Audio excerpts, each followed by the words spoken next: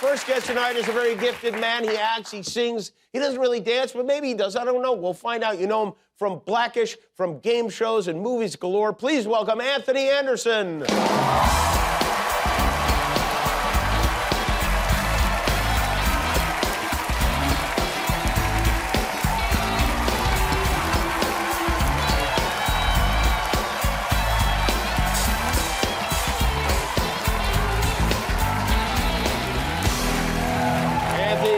To see it. Did you hear the big news about Guillermo? He's marrying Charlize Theron. He's married to Charlize Theron. Really? Yeah, I did. Yeah, they tied Since the knot. Sunday? Since Sunday. Congratulations. Yes. Thank you very much. Thank you. I'm so happy.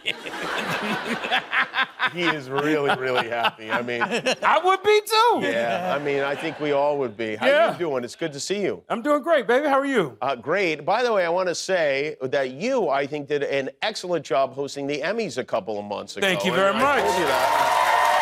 And I wondered. Thank you. I was wondering about a couple things. I've been wanting to ask you about them, actually. First of all, your mother was hilarious. Yes, she was. Show. Yeah. For those who did not see, and you correct me if I have any of this wrong, you instructed your mother to yell at people who go on too long with their speeches? Well, I didn't instruct her to yell at anybody. Uh-huh. You know, we weren't going to have any playoff music. My mother was going to be the playoff music. So she was just there to wrap people up. Yeah, and yet you knew full well she was going to be yelling at people. My mother only has one volume. Yes, that's right. She... Yeah. But you know what? I think because of my mother, you know, the Emmys, for the first time in a very long time, ended on time. That's true. And I think a lot of people were hesitant to go over their speeches because my mother would yell at them. Because the first speech, your mother did indeed. I was like, oh, that's a funny joke. But then all of a sudden, your mother really started yelling, wrap it up. Yes. And it was just delightful. It was excellent. It was great. What's the difference between wrap-up music and a wrap-up mama? The difference is the wrap-up mama's a lot funnier. Exactly. That's the difference.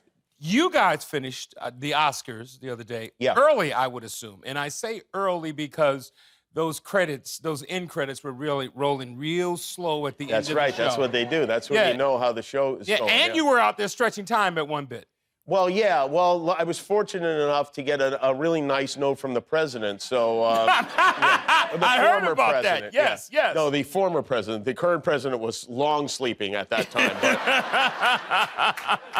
Yeah. So, we did. We wrapped it up on time. Was that a goal of yours to make it come on time? Well, I mean, you know, I wanted. Yes, it is. Why? I was like, wait. I mean, you know, maybe you took a page from my book. He's like, well, if Anthony can finish an award show on time, so can I. Yeah. Well, I will let you know that last year I finished the Oscars on time also. So I feel like maybe you took a page. I did. Out of my book. I did. I'm not going to lie. You were the first person I called when they offered me to host the Emmys. Jim, actually, you were the only person I called. Do you remember? Do you want to share what the conversation we had?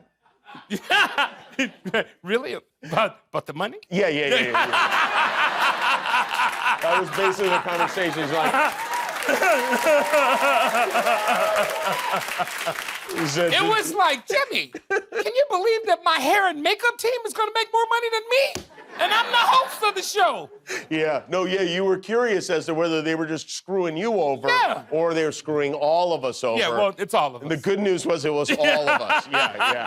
Yeah, it's funny. Yeah, it is funny. But I guess you don't do that for the money. And for you, probably, it wound up costing you money. Because I know, did you take your mom out with you after the show? I did. And my mother, really doesn't have a drinking problem, but she had a drinking problem that night. Uh-huh. Yeah. She developed one for that night? She developed one for that night. And I thought the drinks would be free at the governor's ball. Apparently, they're not. They're not. At least for my mother, they weren't. That is another difference between the Oscars and the Emmys. And it's a sad kind of commentary on the difference between television and film, is that at the Oscars, the bar is open. At the Emmys, you do have to pay for your drinks. Oh, yes. Well, my mother didn't have to pay. I did. Yeah. You took care of all that. Oh, I did. I feel like every time I reach out to you, you're in South Africa lately. Is that fair to say? Fair to say, yeah. For the last 6 months, I've been in Cape Town, South Africa. I was over there filming a film called G20 with the lovely and talented Viola Davis. Oh, that's nice. Yeah. All right. Yeah. That's good. And I don't know why it surprises me that my texts are the same when they go to South Africa, and I'm like, hey, what's going on? And you're like, I'm in South Africa. I'm like, whoa, how'd that get here? But while you were in South Africa, the local press, I think, they were interested in your comings and goings, and so they printed on something called Bona News. Oh, when is he going home? Internet to Anthony Anderson still being in Cape Town. Why would they ask this? Man, I was there so long, I got citizenship. But it's crazy. But if you were to go on Bona and read it, you would read the comments. The people were like, "Oh, he's fallen in love with a South African queen." But the one that really stood out to me was, "He's lost all his money and he can't leave." And there is no truth to either one of those things, is there? No truth to either one. But I love the people in Cape Town. I had a great time in Cape Town. And looking forward to going back soon. You spent the night in the ER, right? While you were there. What happened to you while you were there? This movie, G20 that I'm doing with Viola Davis is an action film. Okay. And I was working with some actors who were a bit overzealous in wanting to whip my ass in this scene. These were actors or these were stunt guys? They were actors because the stuntman wouldn't have treated me that bad. I see. So they were actors really trying to make a name for themselves. Like, ooh, I really want this next movie to come to South Africa so I can get in it. But they were supposed to throw me into a chair, and they did it the first take, and I wanted to talk to them about, be a little easy. You know? Take it easy. And they didn't. They roughed me up the next time and threw me in, but they missed the chair and slammed me into the wooden arm, which was made of ancestral slavery wood.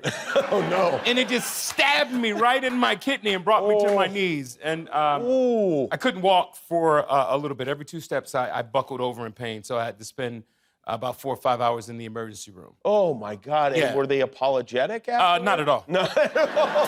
Not at all. These wow. white South African actors are on some other Anthony Anderson is with us. We'll be right back. We are back with Anthony Anderson. Natalie Emanuel is on the way. Is it true you have 400 pairs of shoes in your home? A little bit, yeah, maybe 400 or 500 pair, yeah. 500 pairs. I have an entire room and an entire shoe closet dedicated to just my shoes. Why? I'm a shoe whore. But I get that. I mean, Yeah. I understand it. But what are you saving them for? Like, do you wear? Are there some that you never wear? There's some that I never wear. Lots that it's crazy because if you were to come into my home, Jimmy, and look at the shoes, you would see that the vast majority of them have never been worn. I wear the same 2 or 3 pair of shoes every day. You do? Yeah, I don't know why. So are you thinking like, oh, I'm going to save these because they're valuable? No, they're only valuable if somebody wants to spend money on it. I have some exclusive Air Jordans, but they're just great shoes that have been given to me that I don't want to wear. I see. I don't want to scuff them up. I see. Yeah. When you say given to me, Nike gives you these shoes, or Michael Jordan, does he give you these shoes? MJ gives them to me. MJ gives them to you. Yeah. Yeah, I don't want to drop names and them, but If you're going to drop one, that's a good one to drop. No, we're friends. And we coincidentally wear the same size shoe, a 13. So when exclusives drop and I go out to buy them and I can't buy them because everybody's bought them before me, I call MJ up and he sends them to me. You actually phone and say, hey, can I get some shoes? Yeah, he can't tell me no because I know he's lying. I was like, man, we wear the same size shoe. You got them. Just send me one pair of yours. Like there was this exclusive that Dior made with Jordan that I went to buy and I couldn't, and they were like $15,000, $20,000. So Ooh. I called him up and he said it'll be there in a couple of days. And 2 days later, they showed up at my house. They did. Yeah. And did you sell them immediately? I did. Yeah, sure. 15,000, 20,000. No, they're and I've worn them once just so people could see that I have them. And then I took them off and I put them on the shelf. In exchange, do you send Michael Jordan your barbecue stuff? Because I know you and Cedric have a company together. Yeah. There you are. There we Along go, with the AC nutrition Barbecue. facts. There you go. There's your... AC Barbecue. Whose idea was this? Seth and I came together, man. We're the cooks out of our crew. Whenever we take golf trips, Seth and I are the ones that are in the kitchen. So we came up with this idea. You cook for the gang when you go on a golf trip? Yeah. Yeah. Wow. Yeah. Really? Yeah, we do a little bit of it all, man. Huh. So we started AC Barbecue, and Seth and I sat with culinary scientists. So we're not just celebrities who slapped our name on the box and on the product. We actually sat down with culinary scientists and came up with those blends ourselves. We have Did these people show you any identification proving that they were culinary scientists? No, they just told us they were. They just told you, and you and they had on lab coats. See, that makes it even more suspicious to me.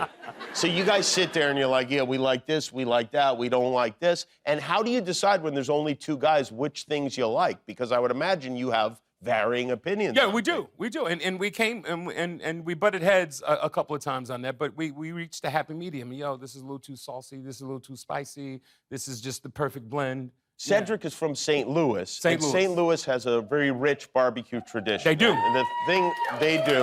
Okay. All right. I think they put the sauce on after the grill, right? Yeah. Yeah, after they grill it. Yes. Whereas you're from Compton. Is there a Compton barbecue? I know there's a lot of barbecue, but is there a specific in the way we have in Kansas City and Memphis, et cetera? I mean, you know what? Los Angeles is a melting pot of all those places. You know, the South, all migrated here to California. My dad was from Little Rock, Arkansas, the youngest of 16. Did your dad barbecue? He did. He did. Grew up on the farm. What would he do? My dad liked a wet rib, but my dad would also build his own barbecue pits. He was a welder by trade. That's serious. He would take 55-gallon drums and cut them open and bake it. So that's how I learned. Oh, that's great. Yeah. He would let you help him? He'd let you touch them? He would let me touch it, man. We built some pits together ourselves, and we would just barbecue in the You backyard. brought a couple of photographs. Tell me about this before I show it here. This is you in your backyard, right? Okay, so I have my backyard redone by this guy, Jeff Lewis, right? And so he built this outdoor kitchen for me. While I was away in South Africa, they built it. And I said, this is what I need. And he put a pit in, but he put the wrong kind of pit in. He put a gas grill in my backyard. And I said, hey, man, that's the white man grill. I said, we use charcoal and wood, man. I said, I can't barbecue on that. And it was too late. He had installed it already. So the only thing I can cook on my grill is hot dogs. Well, that's why you have the look on my face. You do look displeased. Yes, this is all I can. You know how much I spent on that outdoor kitchen and all I can put on there is wieners? This I like, too. Do you have any pants or underwear on at all in this photograph? I do not, baby. Just flip-flops and an apron. Are you making pizzas? But let's talk about this. So I got this pizza oven because of you, man, because of your pizza oven at your house. Really? You Yeah, did? Nice. yeah. So you told me I needed to get one in my backyard, so I got it, and that's what I have right there. Yeah, that's a pretty good one you got right there. Have you been making pizzas? Man, you can see there's no gas pit even connected to it. Yeah, there's nothing connected to it. I just took it out. I just got back from South Africa. All right, I just took it out the box. I just took it out the box. Yeah, you don't want to end up on Bona News again, you know? You got to hook that thing up.